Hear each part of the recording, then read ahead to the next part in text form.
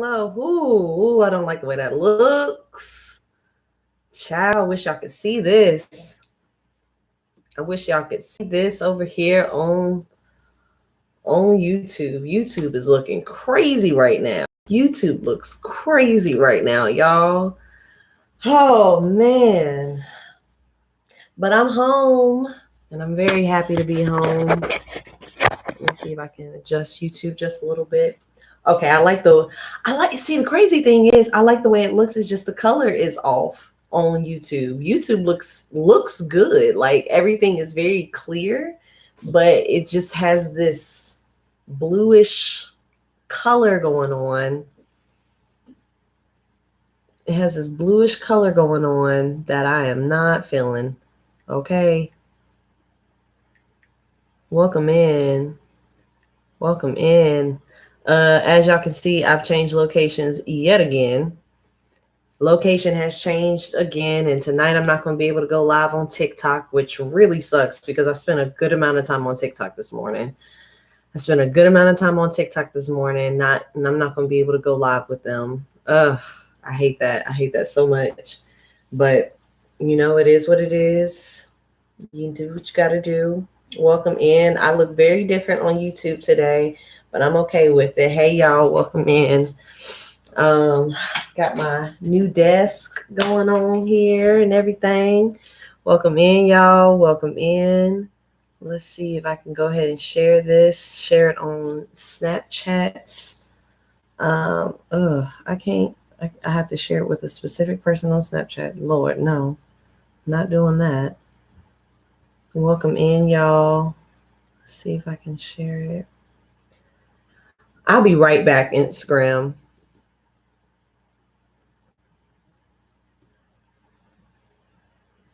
Welcome in, y'all. Welcome in. Hello, hello. I am home. I am home, baby. I said it as a... No, I don't want to hear all that. No, I'm not going live. 15 seconds.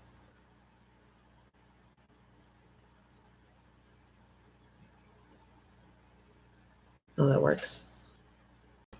Hey, y'all over here on TikTok. Had some issues today where I don't have my extra device where I can go live. So if you meet me over on Instagram, the link is in my bio. Meet me on Instagram for Reading with Miss Taylor Said live. Bye. Hey, thank you. Thank you. I really like this orange. Thank you very much. Hey, y'all. Hello.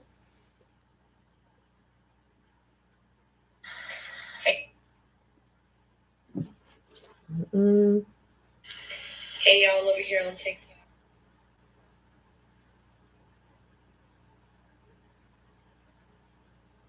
Sorry for the silence, y'all. I know I'm running late, but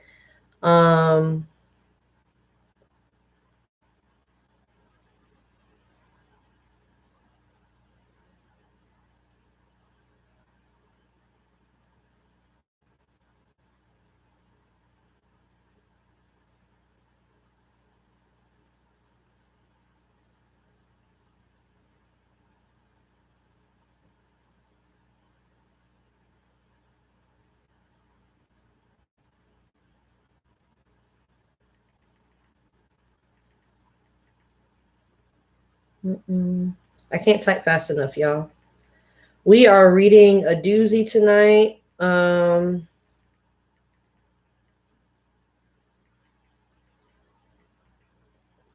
We are reading a doozy tonight. Okay, I'm done with that. And post. All right. Hello, y'all. Hello, hello, hello. Welcome in, welcome in, welcome in. Let me see if I can get that up real fast and then come back to... Can I reconnect over here? Is it reconnected? Yes. Reconnecting me right there with Instagram. All right, y'all. So it's been 5 minutes. And if you are watching this video, wherever you're watching from, please like, share, go share it with a friend, go invite somebody to the festivities. Let's see if I can share this on Twitter real fast.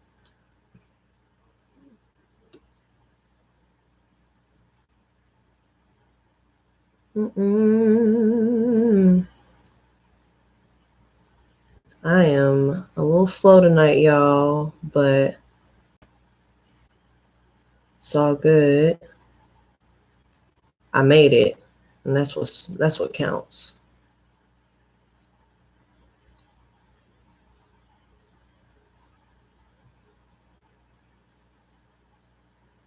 Tweet. All right, what's up, y'all? What's up? Welcome in. Hey, y'all. Hey, y'all. Well, welcome to Reading with Miss Taylor Said. My name is Taylor, also known as Miss Taylor Said. I started this show on November 30th of 2020 in an effort to accomplish a few goals. One of those goals being that I wanted to actually complete the books that I own. I own quite a few. Thank you.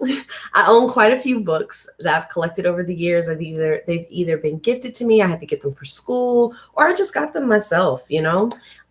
So I've accumulated a lot of books over the years, and I actually would like to finish them.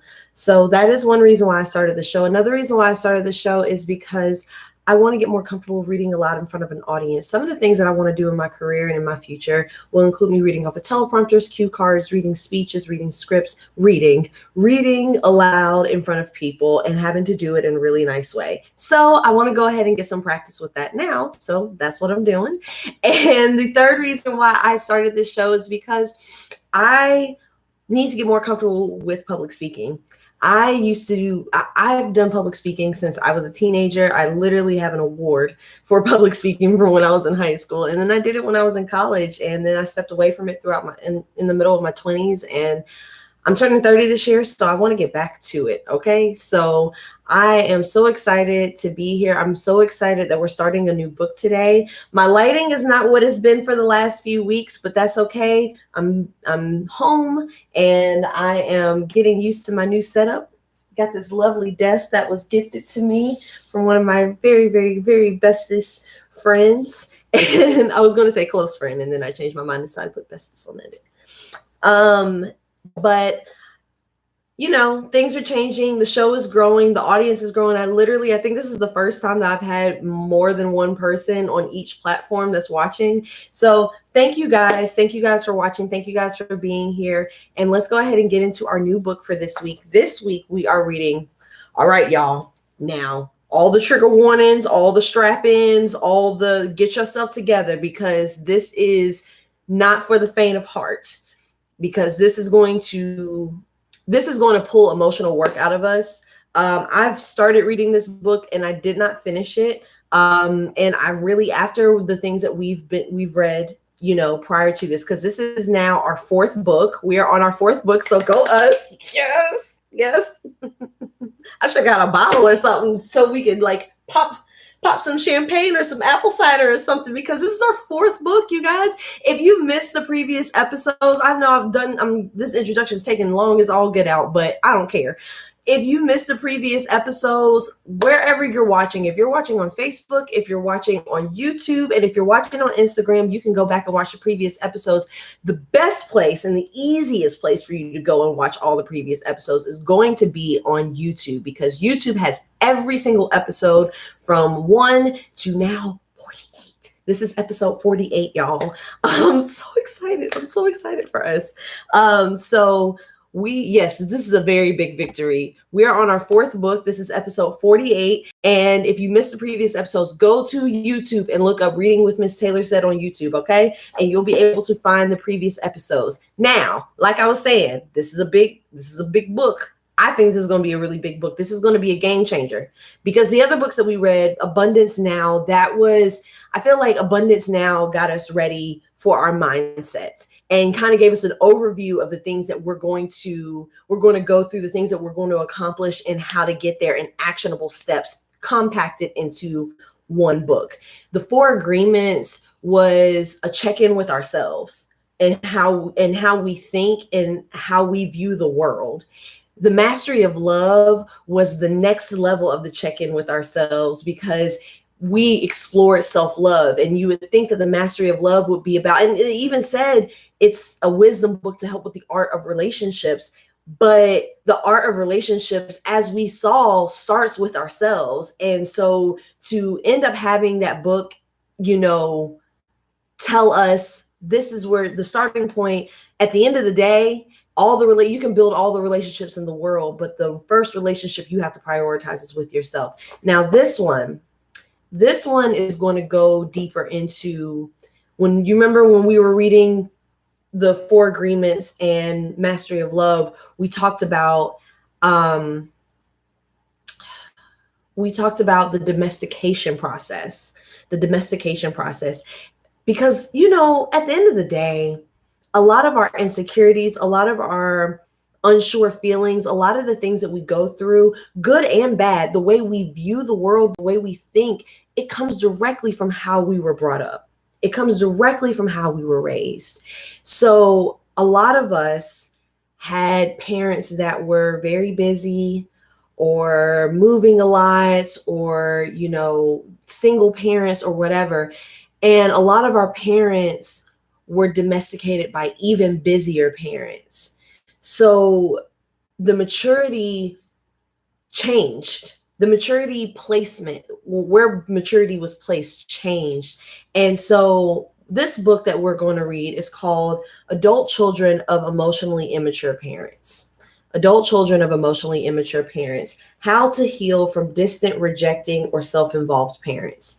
Now, if that's going to be too much for you emotionally, I'm letting you know now this book is heavy, because it's a book based in psychology. So it's not about holding your hand or softening the blow or anything like that. It's going to be a lot of hard-hitting stuff. Okay? All right? If you're still here, it's because you want to hear the hard-hitting stuff. Okay? So I don't normally read the back of the book, but I'm going to read that again to give us some warnings and some warm-ups into this. Okay? So if you grew up with an emotionally immature, unavailable, or selfish parent, you may have lingering feelings of anger, loneliness, betrayal, or abandonment. You may recall your childhood as a time when your emotional needs were not met, when your feelings were dismissed, or when you took on adult levels of responsibility in an effort to compensate for your parents' behavior. These wounds can be healed and you can move forward in your life. In this breakthrough book, clinical psychologist Lindsay Gibson exposes the destructive nature of parents who are emotionally immature or unavailable. You will see how these parents create a sense of neglect and discover ways to heal from the pain and confusion caused by your childhood. By freeing yourself from your parents' emotional immaturity, you can recover your true nature, control how you react to them, and avoid disappointment. Finally, you'll learn how to create positive new relationships so you can build a better life. All right, y'all. Let's see. I got a comment over here. Definitely came at the right time and started over at the right time. I'm here for it, girl. Give it to us straight. All right. I'm going to assume that y'all are ready. Here we go.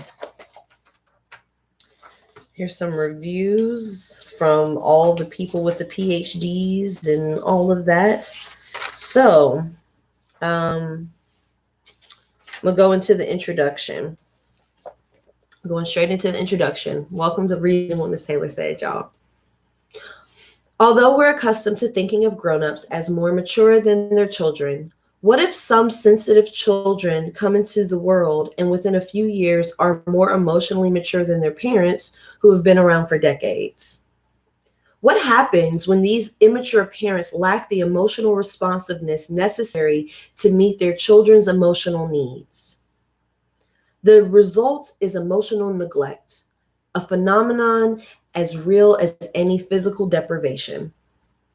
Emotional neglect in childhood leads to a painful emotional loneliness that can have a long-term negative impact on a person's choices regarding relationships and intimate partners. This book describes how emotionally immature parents negatively affect their children, especially children who are emotionally sensitive, and shows how to heal yourself from the pain and confusion that come from having a parent who refuses emotional intimacy.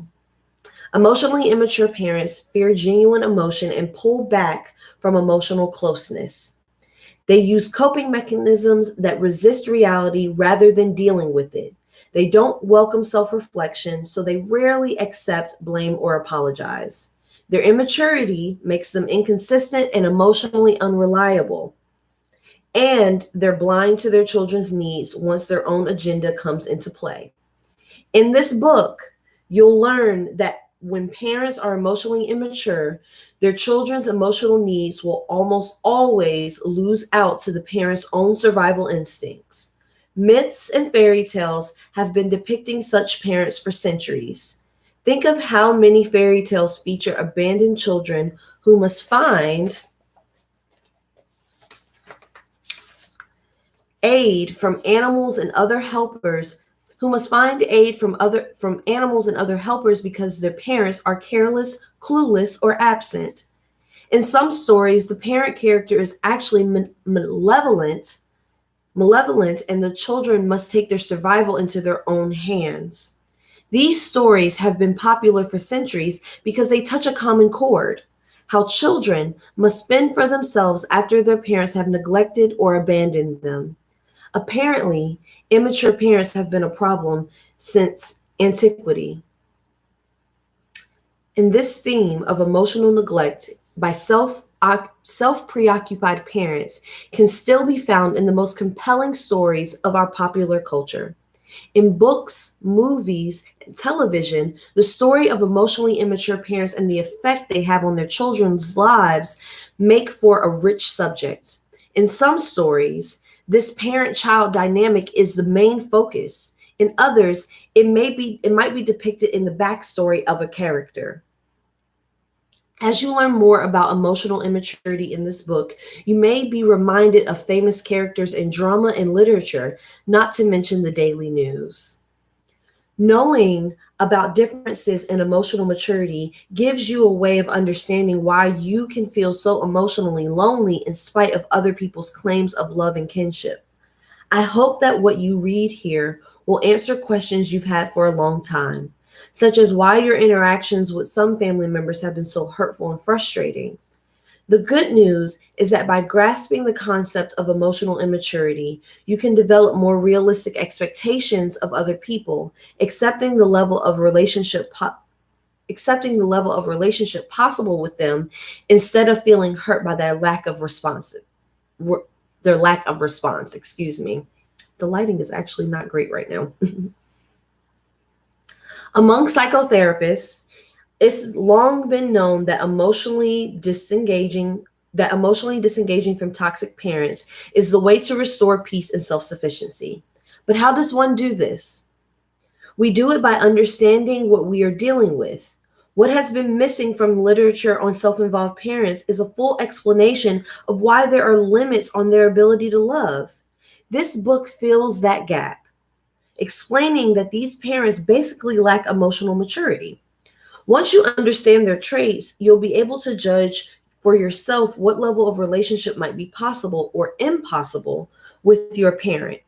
Knowing this allows us to return to ourselves, living life from our deeper nature instead of focusing on parents who refuse to change. Understanding their emotional immaturity frees us from emotional loneliness as we realize that neglect wasn't about us, but about them.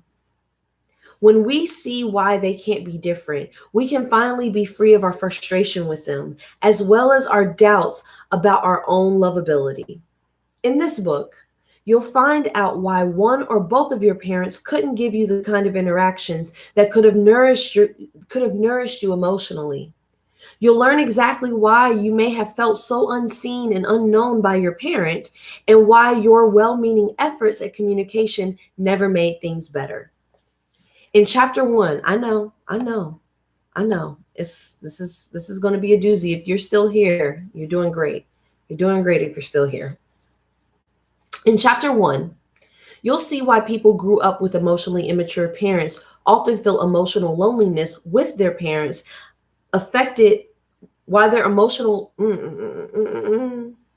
often feel emotional loneliness. You'll read the stories of people whose lack of deep emotional connections with their parents affected their adult lives in a significant ways. You'll get a detailed picture of what emotional loneliness looks like, and also see how self-awareness can help reverse feelings of isolation. Chapters 2 and 3 explore the characteristics of emotionally immature parents and the type of relationship problems they cause. Many of your parents' puzzling behaviors will start to make sense when you see them in the light of emotional immaturity. A checklist is provided to help you identify your parents' areas of emotional immaturity. You'll also gain some insight into possible reasons why your parents' emotional development stopped early. Chapter 4 describes 4 main types of emotionally immature parents and will assist you in identifying which type of parenting you may have had. You'll also learn about the self-defeating habits that children can develop in an effort to adapt to these 4 parent types. I know. Oh my gosh, I'm grateful as well. I'm grateful for this as well. Sorry. Mm-mm-mm. In chapter 5, you'll see how people lose touch with their true selves in order to take on a family role and how they build up subconscious fantasies about how other people should act in order to heal them from past neglect.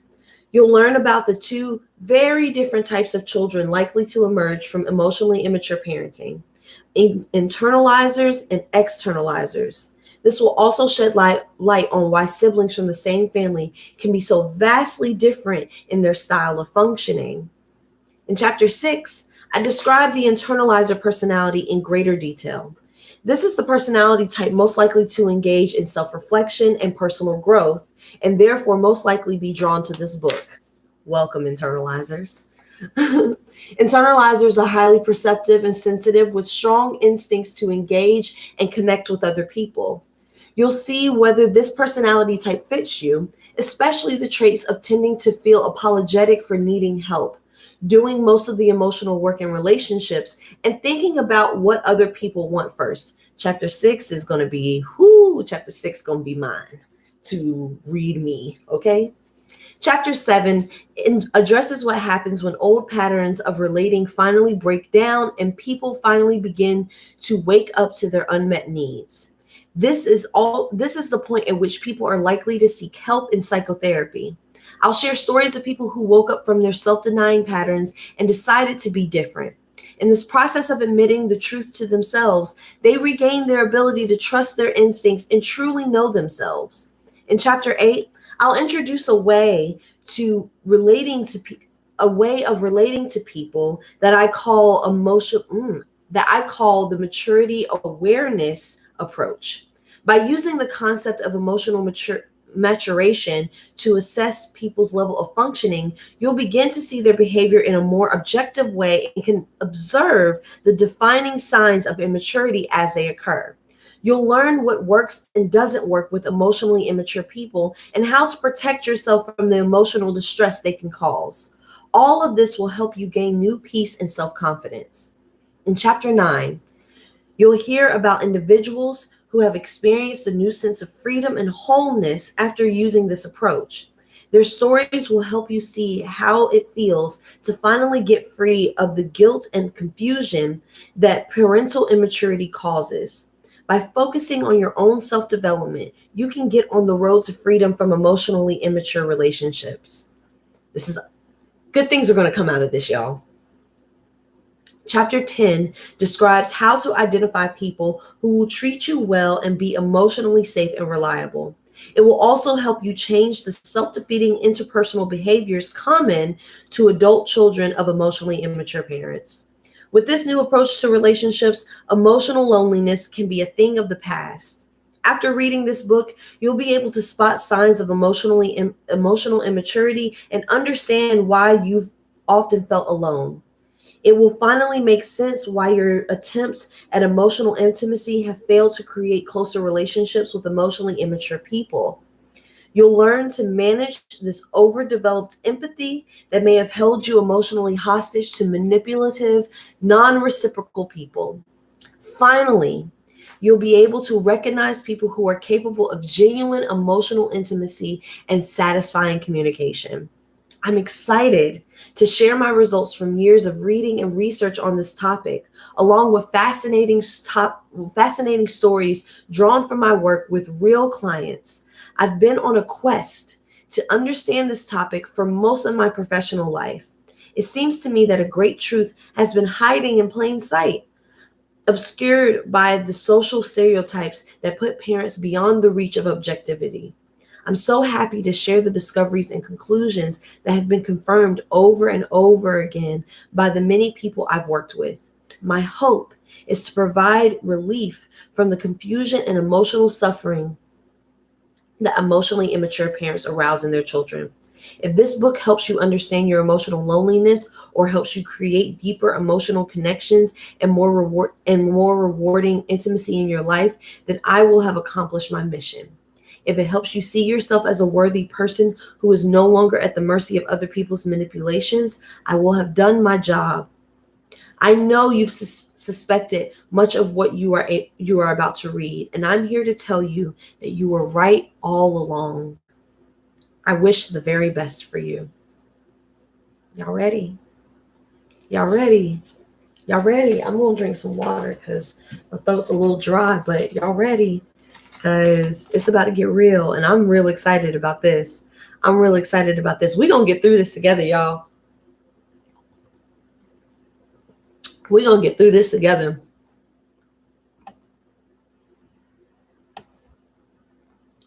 I'm grateful for you, Sarante. I'm grateful for you that you have a good relationship with your parents. All of us have not been afforded the same opportunity.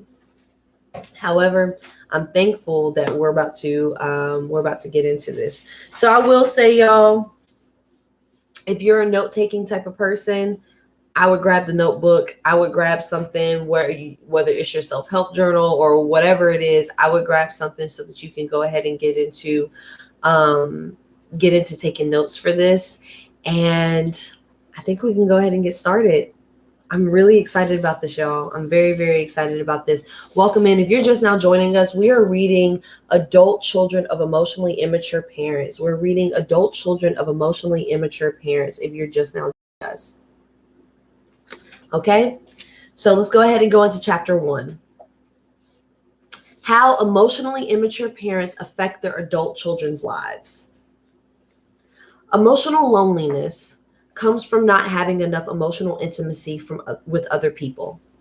It can start in childhood due to feeling emotionally unseen by self-preoccupied parents, or it can arise in adulthood when an emotional connection is lost. If it's been a lifelong feeling, it points to the likelihood of not being sufficiently emotionally responded to as a child. Growing up in a family with emotionally immature parents is a lonely experience. These parents may look and act perfectly normal, caring for their child's physical health and providing meals and safety. However, if they don't make a solid emotional connection with their children, the child will have a gaping hole where true security might have been. How many of that? This is, a lot of us are going to be able to raise our hands on a lot of this, okay? Back up a bit. Okay. Growing up in a family with emotionally immature parents is a lonely experience. These parents may look and act perfectly normal. I just read that. Okay. The loneliness of feeling unseen by others is a fundamental I am not reading this well. Excuse me. Let me get this together. The loneliness of feeling unseen by others is as fundamental a pain as physical injury, but it doesn't show on the outside. Emotional loneliness is a vague and private experience, not easy to see or describe. You might call it a feeling of emptiness or being alone in the world. Some people have called this feeling existential loneliness, but there's nothing existential about it. If you feel it, it came from your family. If you feel it, it came from your family. Children have no way of identifying a lack of emotional intimacy in their relationship with a parent. It isn't a concept they have, and it's even less likely that they can understand that their parents are emotionally immature. All they have is a gut feeling of emptiness, which is how a child experiences loneliness. With a mature parent, the child's remedy for loneliness is simply to go to the parent for an affectionate connection. But if your parent was scared of deep feelings, you might have been left with an uneasy sense of shame for needing comfort. When the children of emotionally immature parents grow up, the core emptiness remains, even if they have a superficially normal adult life. Their loneliness can continue into adulthood if they unwittingly choose relationships that can't give them enough emotional connection. They may go to school, work, marry, and raise children. But all the while, they'll still be haunted by that core sense of emotional isolation. In this chapter, we'll look at people's experience of emotional loneliness, along with how self-awareness helped them understand what they were missing and how to change. Okay, ready? The first section is emotional intimacy, all right? Emotional intimacy involves knowing that you have someone you can tell anything to, someone to go to with all your feelings about anything and everything. You feel completely safe opening up to the other person, whether in the form of words, through an exchange of looks, or by just being together quietly in a state of connection. Emotional intimacy is profoundly fulfilling, creating a sense of being seen for who you really are. It can only exist when the other person seeks to know you, not judge you. Thank you. Thank you very much. Know you and not judge you. As children, the basis for our security is emotional connection with our caretakers.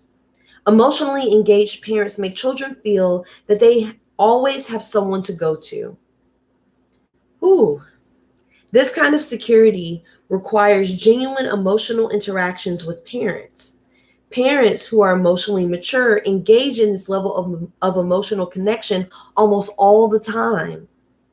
They've developed enough self-awareness to be comfortable with their own feelings as well as those of other people. More importantly, they're emotionally attuned to their children, noticing their children's moods and welcoming their feelings with interest. A child feels safe connecting with such a parent, whether seeking comfort or sharing enthusiasm. Mature parents make their children feel that they enjoy engaging with them and that it's fine to talk about emotional issues. Now, how many of us did not feel that safety? Because I know I didn't necessarily feel that safety. And I just want to preface all of this before we continue into the book. I am not reading this to bash my parents, to bash your parents, to bash any parents. Our parents, like we discussed in the previous books, they did the best they could with what they had. But it is our responsibility now, especially those of us who are adults, it's our responsibility now to make sure that we take responsibility for ourselves and for our emotional maturity. So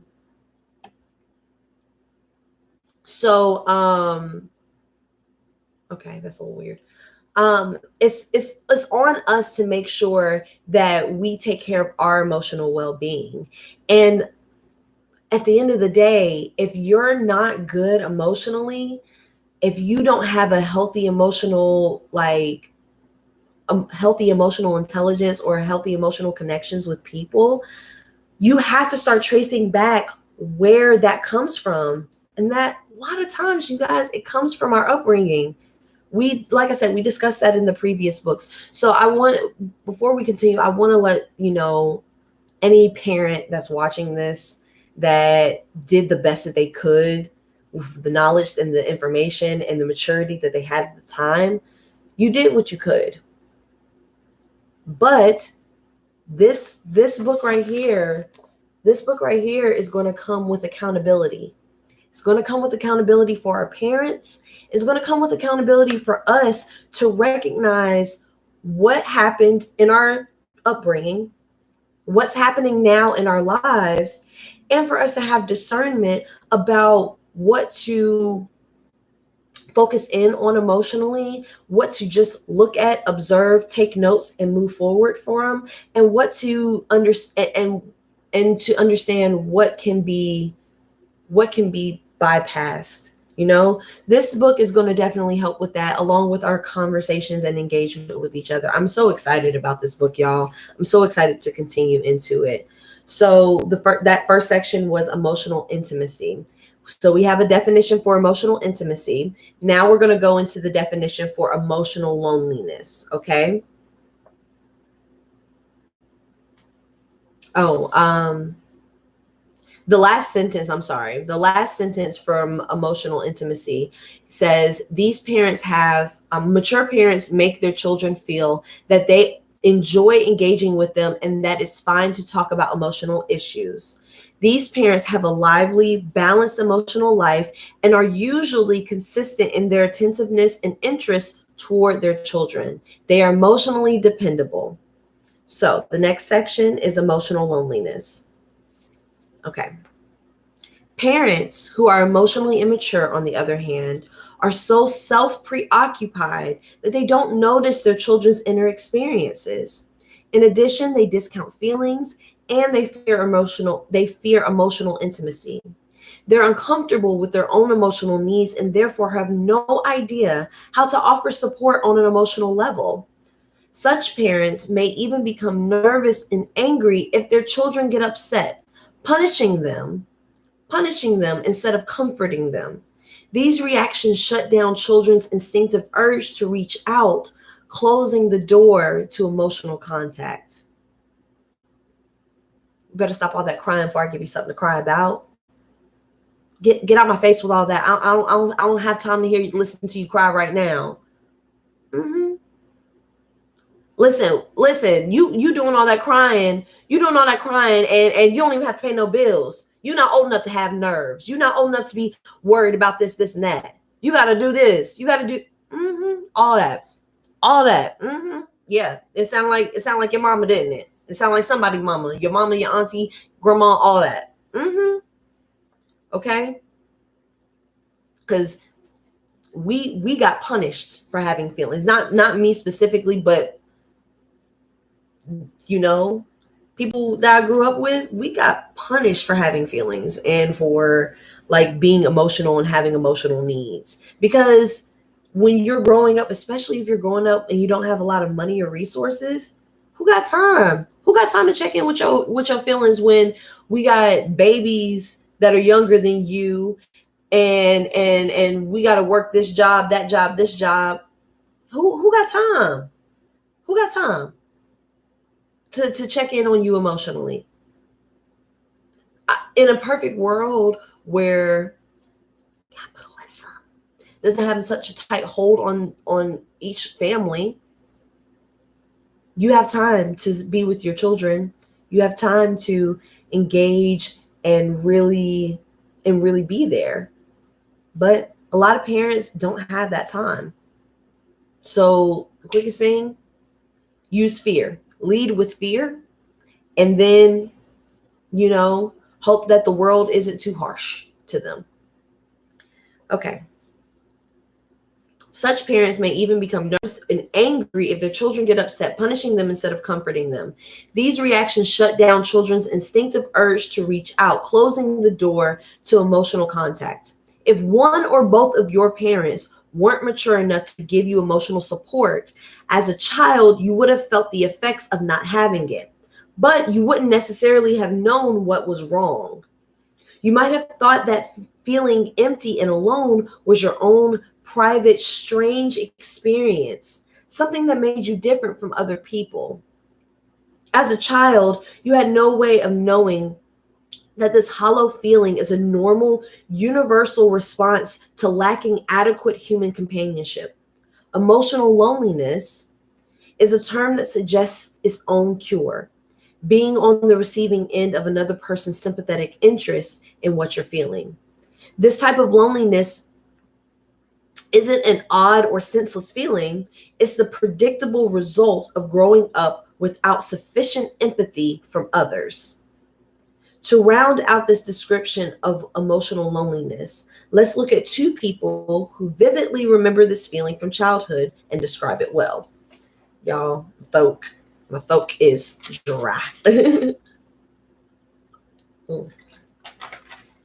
All right. So the first story, David's story. Here's how my client David responded when I commented that growing up in his family sounded lonely. It was incredibly lonely. Like I was utterly isolated. It was a fact of my existence. I just felt I just felt normal. In my family, everyone was separate from each other and we were all emotionally isolated. We lived parallel lives with no points of contact. In high school, I used to get this image of floating in the ocean with no one around me. That's how it felt at home. When I asked him more about that feeling of loneliness, he said it was a sensation of emptiness and nothingness. I had no way of knowing that most people didn't feel this way. That feeling was just daily life for me. Excuse me. Rhonda's story. Rhonda remembered a similar aloneness when she was 7 years old, standing by the moving truck outside her family's old house with her parents and three older siblings. Although she was technically with her family, no one was touching her and she felt totally alone. I was standing there with my family, but nobody had really explained what this move would mean. I felt totally alone trying to figure out what was going on. I was with my family, but I didn't feel like I was with them. I remember feeling exhausted, wondering how I was going to deal with this on my own. I didn't feel like I could ask any questions. They were totally unavailable to me. I was too anxious to share anything with them. I knew it was on me to cope with this alone. I can imagine that people who grew up moving a lot, that was a feeling that happened often because when parents are moving, they're so preoccupied in all the adult stuff of it that they don't really check in with the kids to see how are y'all feeling, y'all okay, y'all all right. They just come on, let's go, come on, let's go, we gotta go. You know, a message within emotional loneliness. The message within emotional loneliness. This kind of emotional pain and loneliness is actually a healthy message. The anxiety felt by David and Rhonda was letting them know that they were in a dire need of emotional contact. But because their parents didn't notice how they felt, all they could do was keep their feelings inside. Fortunately, once you start listening to your emotions instead of shutting them down, they will guide you through an authentic connection with others. Knowing the cause of your emotional loneliness is the first step toward finding more fulfilling relationships. Excuse me. So, if you could feel that anxiety growing up, isn't that a bit of a comfort for those of us that are very aware of the anxiety we felt and know is because of the emotional loneliness that we experienced early on or we've experienced through life? Like no one ever really, we always talk about the anxiety part and how to come down from the anxiety and how to calm down and everything like that, but we don't really talk about what that anxiety means. What it means is, like they said, what it means is that our body is aware of what we need and is willing to tell us, hey, psst, we need something. Please give us that thing. You're alone, you're emotional, you're feeling emotional loneliness. Go get you connection, go get you some attention. And isn't it a beautiful thing to know that our body will communicate to us when we need connection with people? And I'm saying it like that because again, I know it's very easy to look at that anxiety and look at that experience of the anxiety as just an all bad thing, but it's not all bad because it's communication from your body to you. All right? So, and I think about myself and how like because I was the person in my family that had more emotional expression, more outward emotional expression than everyone else. And it was like I was the crybaby and stuff like that. It's like it got shunned and shamed so often. And now looking back, I'm like, thank goodness I had those feelings. Thank goodness I could feel that and express that. I'm so glad that I could feel that and express that. It was painful at the time when I was expressing it or feeling it with no safety net to catch me and be there for me. But now I'm like, thank goodness I can reflect back on those feelings and identify them, because now I can fix something as an adult, instead of being like, oh, I'm fine, I was fine, I had food in my belly, I had clothes on my back, so I was fine. No, I don't need to lie and say I was fine. I wasn't fine. I wasn't happy. I was terrified and alone, So how children, let's go into the next section, because we are at 45 minutes.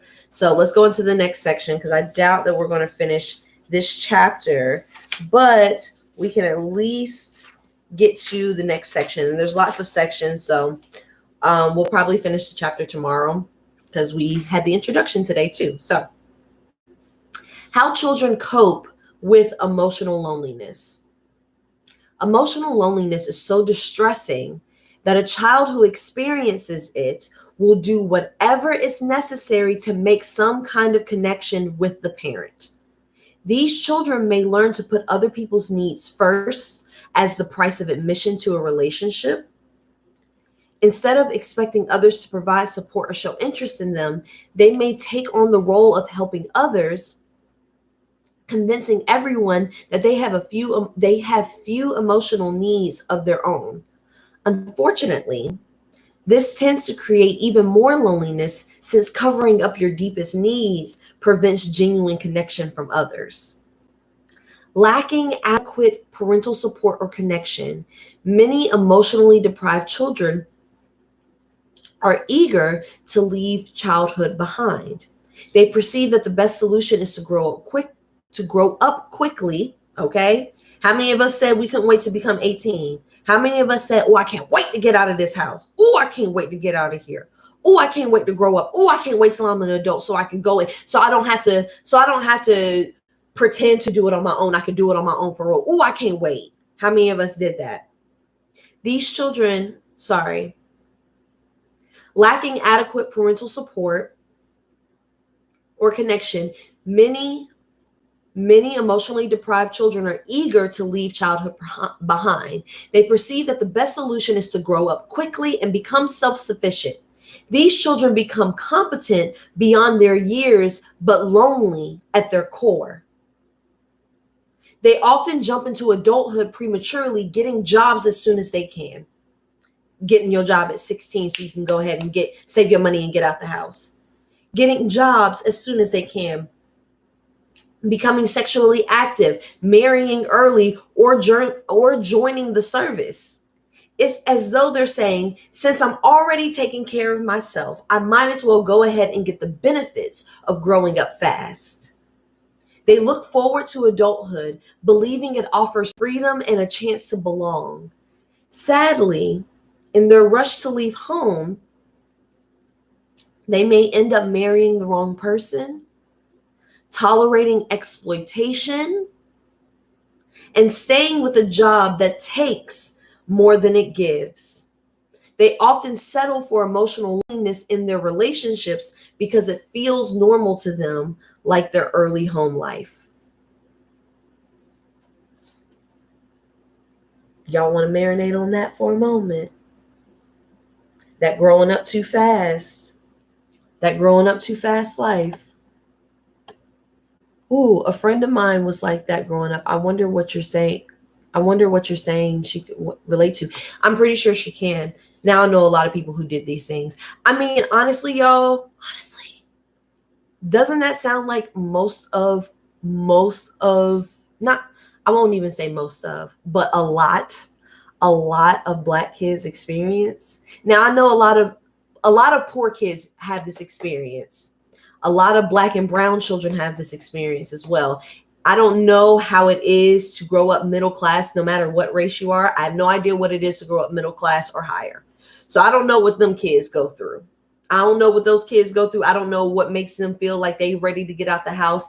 But I know over here in the lower economic side of things, growing up fast means, because a lot of us had that emotional loneliness because our parents could not afford to have the mental space to spend with us, or could not afford it. And for whatever reason, they either had a lot of kids or they had a lot of jobs. They either had a lot of kids or they had a lot of jobs, or some parents had both. And this is not excusing our parents. This is not excusing it. But a lot of us have this experience. Okay? How many of y'all was working at 15, 16? My friend over here, she said she started working at 13. She was, I know for her, she was living in a different country. So their child labor laws were very different than the ones here in the United States. So she was legally working at 13 and got married by 20. That's what she said in the comments. Think about even the middle class people. They're getting married, that emotional loneliness, they get married as soon as they get out of the house.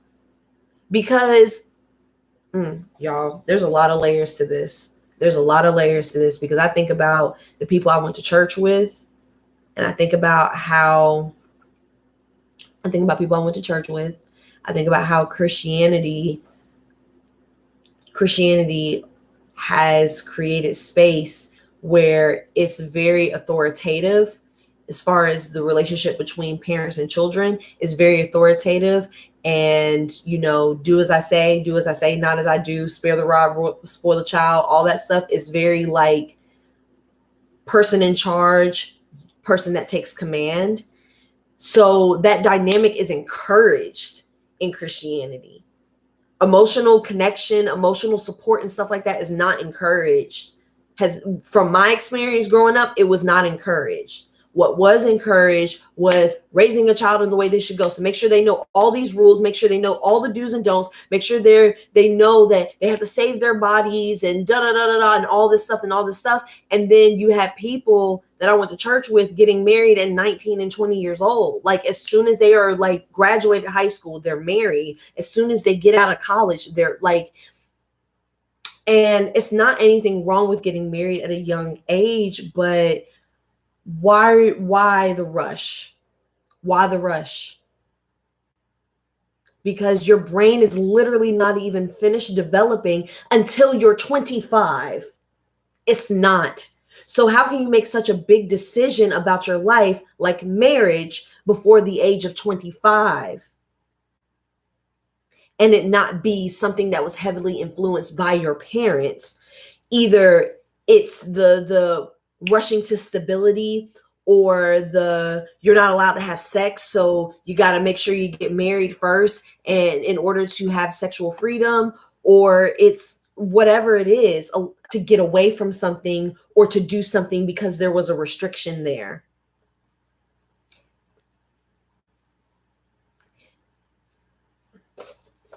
I'm going to keep reading while we go into, I'm going to read let's see what the next section is. All right. Yeah. Okay. I think we can get one more section in. Same. Starting my own babysitting business at 12 and legally working at 14. I was babysitting at 12 too. I was babysitting early because it's like, had to.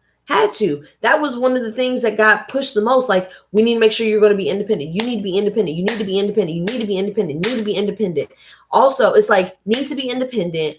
Also, whenever you're dealing with people, don't be clingy. So teaching me to be independent and to not be emotionally dependent on people while not giving me the tools to learn how to, not giving me the tools to do it for myself, but also not being the safety net so that there is someone I can emotionally depend on.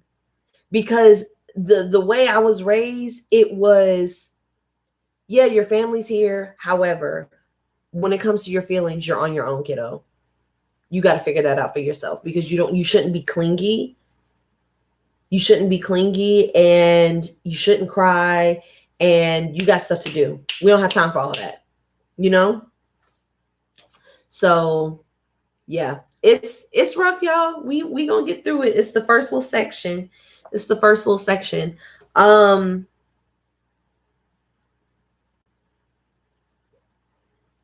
Yeah, I want to continue. However, I think this is actually a good time to stop. This is a good time to stop. We're still in chapter 1, and hopefully we'll be able to get through chapter 1. We might end up doing this slowly, like we did Abundance Now, where we get into the chapter, but we have a lot to unpack, so we do it slower. But thank you guys for being here. Thank you guys for watching. I appreciate. Oh yeah, and it's almost 7:30 now. So let's go ahead and get up out of here. Thank you guys so much for watching. Thank you guys for being here. I'm gonna do my best to. Hopefully, I'm in my wherever I'm going to be this week, whether it's here or where I was for the last few weeks. But regardless, thank you guys for watching. I'll be back tomorrow at 6 ish. And I hope that y'all have a lovely night. Hopefully this wasn't too rough. If you need to reanalyze some of the stuff, please feel free to go back and watch this. The playback is going to be up on the various channels. And I hope y'all have a great night. See y'all tomorrow. Bye. Bye-bye. See y'all tomorrow. And bye, you guys.